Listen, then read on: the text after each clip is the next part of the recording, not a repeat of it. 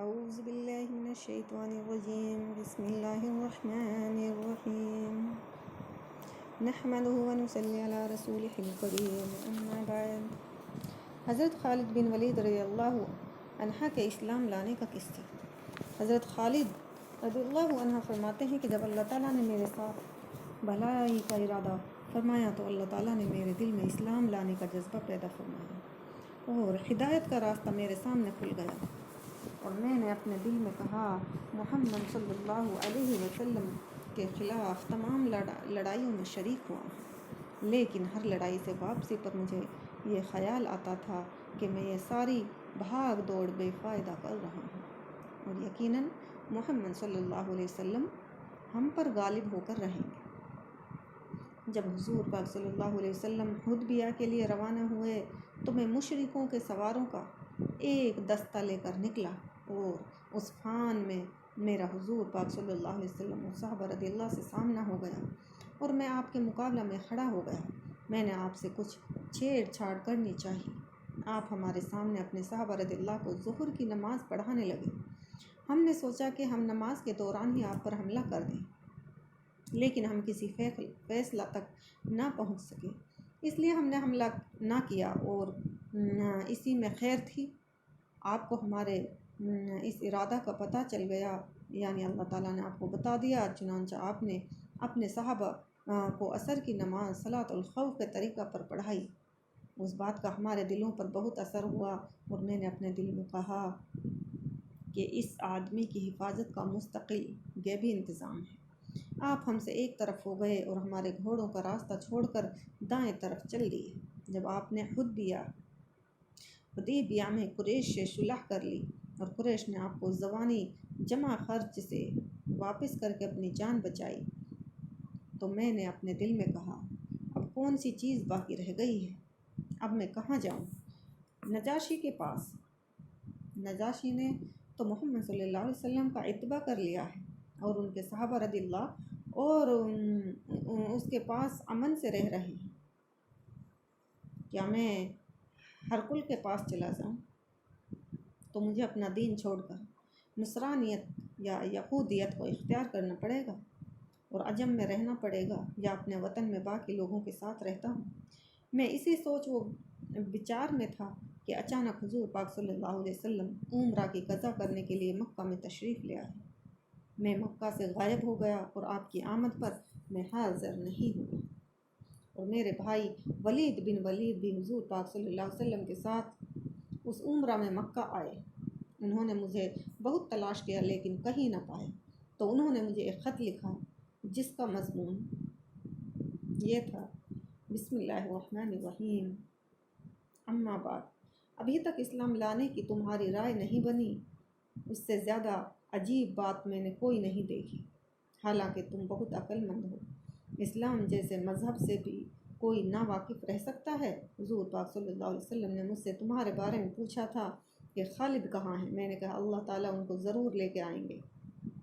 آپ نے فرمایا خالد جیسا آدمی بھی اب تک اسلام سے نا واقف ہے، اگر وہ اپنی ساری قوت اور محنت مسلمانوں کے ساتھ لگا دیتے تو ان کے لیے زیادہ بہتر تھا، اور ہم ان کو دوسروں سے آگے رکھتے۔ اے میرے بھائی، خیر کے بہت سے موقع تم سے رہ گئے، اب تو ان کو تلافی کر لو۔ حضرت خالد فرماتے ہیں کہ جب مجھے اپنے بھائی کا خط ملا تو میرے دل میں مدینہ جانے کا ایک شوق پیدا ہوا، اور اسلام کی رغبت بڑھنے لگی۔ مجھے اس بات سے بہت خوشی ہوئی کہ حضور صلی اللہ علیہ وسلم نے میرے بارے میں پوچھا، اور اس زمانے میں میں نے ایک خواب دیکھا کہ میں ایک قحط زدہ اور تنگ علاقہ میں ہوں، اور میں وہاں سے نکل کر ایک سرسبز اور وسیع علاقے میں پہنچ گیا ہوں۔ میں نے کہا یہ سچا خواب معلوم ہوتا ہے۔ جب میں مدینہ آیا تو میں نے اس خواب کا حضرت ابوبکر صدیق رضی اللہ عنہ سے ضرور تذکرہ کروں گا۔ میں نے سوچا جب میں مدینہ آیا تو میں نے کہا کہ خواب کا حضرت ابوبکر صدیق رضی اللہ سے ضرور تذکرہ کروں گا، چنانچہ میں نے ان سے خواب کا تذکرہ تو کیا۔ انہوں نے یہ تعبیر بتائی کہ علاقے کی تنگی سے مراد وہ شرک ہے جس میں تم مبتلا تھے، اور اس تنگ علاقہ سے نکلنے سے مراد اللہ کی طرف سے اسلام کی ہدایت کا مل جانا ہے۔ جب میں نے حضور پاک صلی اللہ علیہ وسلم کی خدمت میں حاضری کا پختہ ارادہ کر لیا تو میں نے سوچا کہ حضور پاک صلی اللہ علیہ وسلم کی خدمت میں حاضری کے لیے کس کو اپنے ساتھ لوں۔ اس سلسلے میں صفوان بن امیہ کے پاس گیا اور میں نے اس سے کہا، اے ابو وہب، کیا تم دیکھتے نہیں ہو کہ میں کس حال میں ہوں؟ ہماری تعداد بہت کم ہوتی جا رہی ہے اور محمد صلی اللہ علیہ وسلم عرب و عجم پر غالب آتے جا رہے ہیں۔ میرا خیال یہ ہے کہ ہمیں محمد صلی اللہ علیہ وسلم کی خدمت میں حاضر ہو کر ان کا اتباع کر لینا چاہیے، کیونکہ محمد صلی اللہ علیہ وسلم کی عزت ہماری عزت ہے۔ لیکن صفوان نے سختی سے انکار کر دیا اور کہا کہ میرے علاوہ اور کوئی بھی نہ بچا تو میں بھی ان کا اتباع ہرگز نہیں کروں گا۔ میں اسے چھوڑ کر چل دیا اور میں نے کہا، اس آدمی کے بھائی اور والد کو بدر میں قتل کیا گیا تھا، اس لیے یہ نہیں مان رہے ہیں۔ پھر میری اکرمہ بن ابی جہل سے ملاقات ہوئی۔ میں نے ان سے وہی بات کی جو صفوان بن امیہ سے کی۔ انہوں نے صفوان بن امیہ جیسا جواب دیا۔ میں نے ان سے کہا، میری اس بات کو چھپائے رکھنا۔ انہوں نے کہا، اچھا، کسی کو نہیں بتاؤں گا۔ پھر میں اپنے گھر گیا اور اپنی سواری تیار کرا دیا اور اس کو میں لے کر چل پڑا تو راستہ میں میری عثمان بن طلحہ سے ملاقات ہوئی۔ میں نے کہا، یہ میرا دوست ہے، لاؤ اس سے بھی اپنی بات کر کے دیکھوں۔ پھر مجھے خیال آیا کہ اس کے آبا و اجداد بھی مسلمانوں کے ہاتھوں قتل ہو چکے ہیں، تو ان سے ذکر کرنے کو میں مناسب نہیں کرتا۔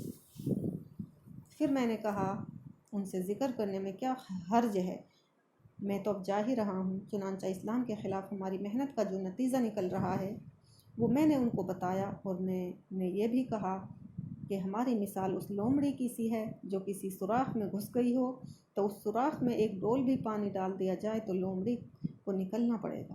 پہلے دونوں ساتھیوں سے میں نے جو بات کی ایسی ہی ان سے بھی کی، وہ فوراً مان گئے۔ میں نے ان سے کہا، میں تو آج ہی جانا چاہتا ہوں اور میری سواری مقام پر تیار بیٹھی ہے۔ ان دونوں نے آپس میں مکہ سے باہر آ کر مقام یاجوج پر اکٹھا ہونا طے کیا۔ اگر وہ مجھ سے پہلے وہاں پہنچ گئے تو میرا وہاں انتظار کریں گے، اور اگر میں ان سے پہلے پہنچ گیا تو میں انتظار کروں گا۔ چنانچہ صبح سحری کے وقت ہم لوگ گھروں سے نکلے اور طلوع فجر سے پہلے ہی ہم لوگ مقام یاجوج پر جمع ہو گئے۔ پھر وہاں سے ہم دونوں روانہ ہوئے۔ جب ہم حدا مقام پر پہنچے تو وہاں ہمیں حضرت عمرو بن عاص رضی اللہ عنہ ملے۔ انہوں نے کہا، تم لوگوں کو خوش آمدید ہو۔ میں نے کہا، تمہیں بھی خوش آمدید ہو۔ انہوں نے پوچھا، کہاں جا رہے ہو؟ ہم نے کہا، گھر سے کس ارادے سے چلے؟ انہوں نے کہا، آپ لوگ گھر سے کس ارادے سے چلے ہو؟ ہم نے کہا، ہمارا ارادہ تو اسلام میں داخل ہونے کا ہے اور محمد صلی اللہ علیہ وسلم کی اتباع کرنے کا ہے۔ انہوں نے کہا، میں بھی اسی وجہ سے آیا ہوں۔ اب ہم تینوں ساتھ ہو لیے اور مدینہ جا پہنچے اور راہ میں اپنی سواریاں بٹھا دی۔ حضور پاک صلی اللہ علیہ وسلم کو ہمارے آنے کی خبر ملی، جس سے آپ بہت خوش ہوئے، اور میں نے اپنے صاف ستھرے کپڑے پہنے ہوئے حضور پاک صلی اللہ علیہ وسلم کی جانب چل پڑا۔ راستہ میں میرے بھائی نے مجھے ملے۔ انہوں نے کہا، جلدی کرو، حضور صلی اللہ علیہ وسلم حضور پاک صلی اللہ علیہ وسلم کو تمہاری خبر مل چکی ہے۔